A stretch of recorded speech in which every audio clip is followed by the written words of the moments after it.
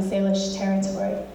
I'm going to talk about heresy, maybe in a way that's different than you normally think about heresy. I would argue that heretics ended industrial slavery, that it was heretics that brought the vote to women, that actually heretical business leaders built the first personal computer and then made phones exquisitely beautiful. And that while I told my family that I was studying liberal arts at university, I was really studying heresy. I was looking for the patterns, the people, the places that had kicked it, chucked it, changed it, taken risks, and reinvented the world. My first job, Greenpeace. I was looking for a radical organization. Greenpeace was founded in British Columbia, and so it was this perfect place to learn about no. It was this amazing organization to learn from people that had formerly worked with Gandhi, people that had marched with Dr. King, people that had really put their bodies on the line. And so for 2 years of my life in my 20s, I went to jail every 5 weeks for 2 years. Which was not a good thing for my family. I was chained by the throat to an oil drilling vessel on its way to the Arctic Wildlife Refuge. I spent 2 days in a cage at the zoo protesting the capture of whales. I was chained to half a dozen women and shut down the French consulate because of nuclear testing. I got really good at no. And then somewhere deep down inside me, I got really tired of stopping things, and something really wanted me to switch to starting things. I got really hungry to find more space for my inner artist and my inner entrepreneur. Heretics, I would argue, are the people that have been left out of society. They got kicked around, they got beat up at recess, we put them in jail, we treat them badly economically. They're indigenous elders, they're people at the bottom of the socioeconomic pyramid, they're women. It's the people that have been left out of the dominant economy that have the most valuable intel about how to change it. If you're invested in the status quo, if you built the economy as it is, you're the least qualified to dismantle it, take it apart, and change it. And so, as Einstein said, the level of consciousness that created problems is not the level of consciousness capable of changing the world. And so I believe right now we live in a world that is dominated by a zombie economy, that literally our economy is sucking the life out of people and places. And that it's really easy to jump to blame governments and blame corporations for the mess we're in. But actually, we're all part of the zombie economy through our pensions and our jobs and our investments and our credit cards and our mortgages.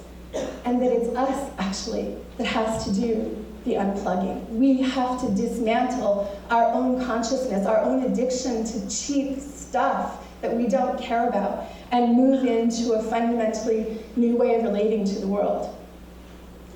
A few years ago, I read Blessed Unrest by Paul Hawken. It's probably one of the most powerful books I've ever read. It tells the story of this moment in time, of the greatest movement in human history coming together to make absolutely fundamental change. But Paul Hawken says we have to do 3 things. 1, we have to stop global poverty.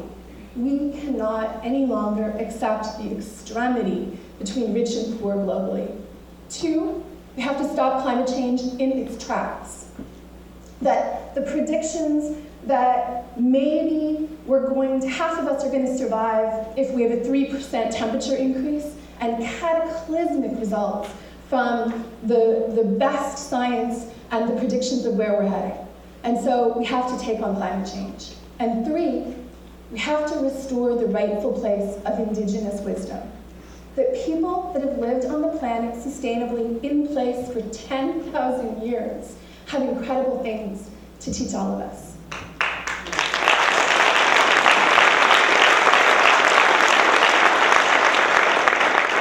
I want to show you what I think of right now as 3 of the most heretical places on the planet. This is the Isle of Egg in Scotland. It's a really funky community. Anarchist Scots, hippies, artists, entrepreneurs. Poor people who lived with the results of the Highland clearances, where all the people were shipped off to places like Canada and replaced by sheep. and the land was given to rich nobles. Still the predominant factor of northern Scotland. And these people decided, enough. We are not going to live like serfs anymore. And so they crowdsourced £1.5 million from 10,000 people and bought their home back. Then, that wasn't enough. They put in infrastructure so that now they're powered by solar, wind, and microhydro. 85% of their power is generated with renewable energy. It's the world's greenest microgrid. They own it, they operate it, they maintain it. They've built this beautiful economy. It's an amazing place. And unlike the rest of northern Scotland that has a net bleeding out of young people, the Isle of Egg over the last 15 years has seen their population increase by 20%. Bolivia, first global national president of a country from an indigenous tribe. Their reading of the Mayan calendar and the Incan prophecies for this time is not that it's the end of the world. They've decided that they're reading the prophecy as the end of the corporate greed world. And so Bolivia has just banned Coca-Cola.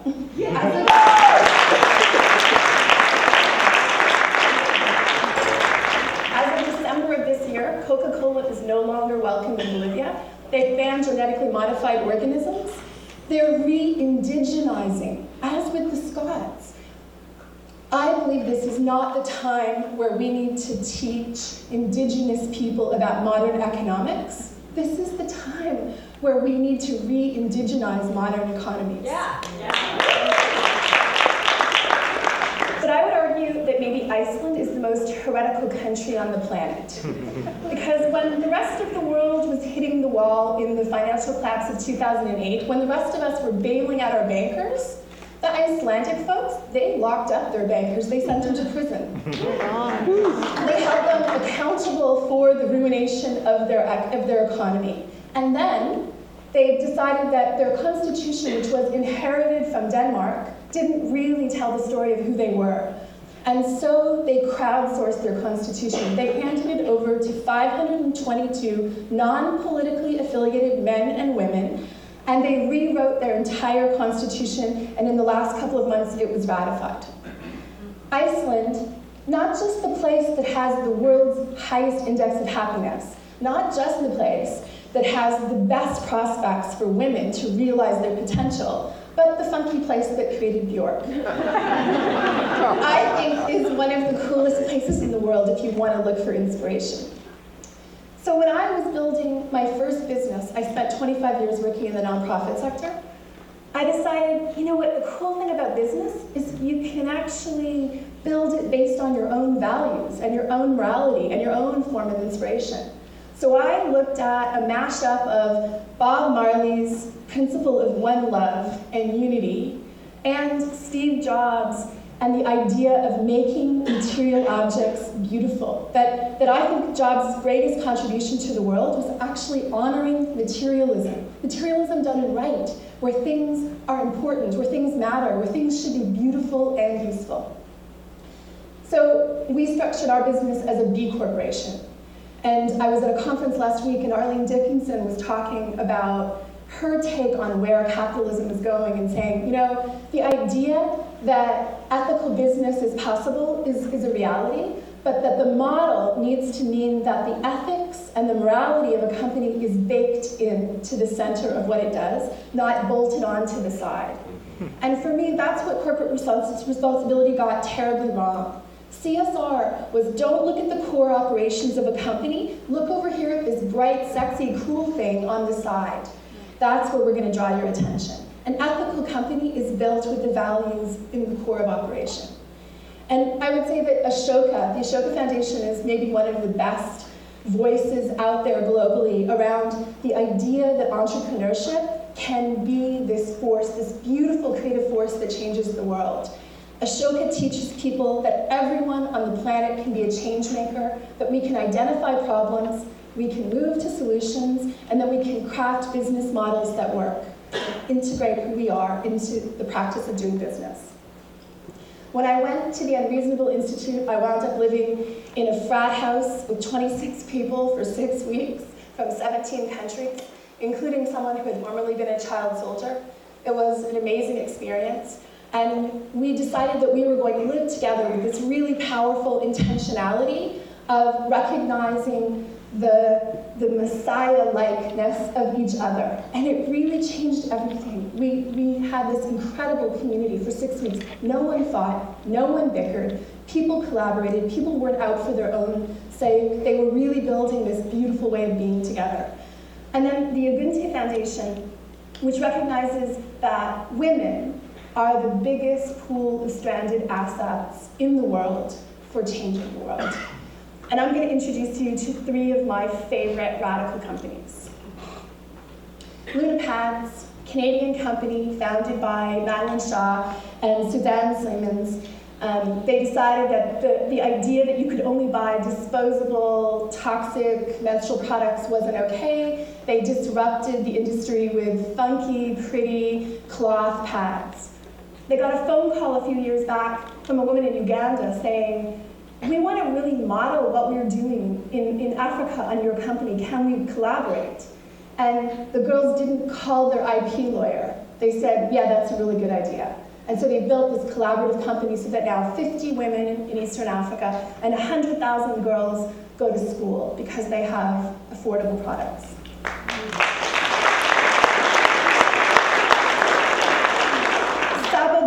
Has 2 degrees from MIT, graduated university, top of her class, got a Fortune 500 job, sat at her desk and went, oh God, this isn't what I want to do. All the girls back home in Pakistan will never have the opportunities I've had for an education. I'm going back home. And she built a company that does this. They take girls, daughters of refugees, that are working in the looms 14 hours a day. They take them away from the looms. They pay their families a living wage. They put the girls in school 7 hours a day. They learn reading, writing, business skills. They learn high-end, exquisite embroidery. They turn the embroidery into purses. They sell the purses, and they pay for the model. Anne Shonway, a technology guru, a social change activist from South Africa, built Afro's Transformational Games, which uses games and apps to teach kids about self-esteem and peace and offer them a really different future. It's an amazing business. But when Anne talks about the rise of entrepreneurship in South Africa, when she says Africa is rising, the hair on the back of your neck stands up. The women and the entrepreneurs in South Africa are changing that continent. This is the group of people I get to play with. More women than men, more people with Aboriginal heritage than not, more artists and community development officers than engineers. And the spaces between us is where the magic happens. My personal inspiration in this work right now was the bad boy of Canadian history, Louis Riel. Come on, anybody else think anyone else was even remotely hot in Canadian history texts? And so, Louis Riel, the father of Manitoba, this visionary man who wanted a place for people who were both European and Indigenous, I think was also a prophet for this time. When he said, my people will sleep for 100 years, and when they wake up, it's the artist that will give them their spirit back. I think that's a really important clue. And so we started working with communities, taking cave art and transferring it to technology. That in the communities we're working with, often the cave art are operating instructions from the ancestors about how to live. Instructions that say, you're all children of the Creator. The gifts of the Creator are here for you to use. Live in harmony with the animals. Live with respect. See the interconnectivity of the world. And when you transfer that art to technology, you change what the technology means. You change where it registers inside people's hearts and bodies. You create jobs, you create economies, you transform what technology can mean. People should cry at the unveiling of solar panels. That is where we should be in the world.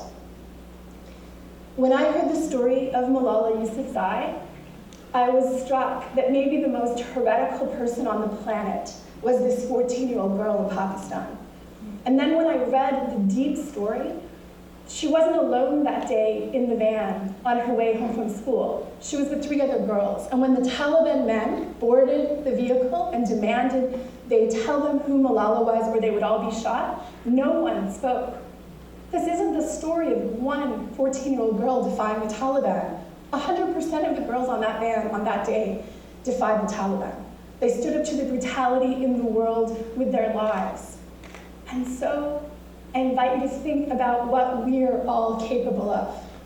We are so much more capable of change than we realize. And so I'm going to ask you to do something unorthodox for our last minute together. I'd like you please to close your eyes. I'd like you to remember a time in your life where you knew what you wanted, when you knew what you loved, when you knew who you wanted to be in the world, a time where you thought anything was possible if you just stepped into your bigness, into the fullness of your potential. I want you to remember what Mary Oliver said, the question of what will you do with your one wild and precious life? And now open your eyes, because we're capable of amazing things if we just let our fear go, if we just realize that the only thing that gets in our way is our own limitations in our own minds and in our own hearts. Because heretics are wanted, and you are wanted. Thank you.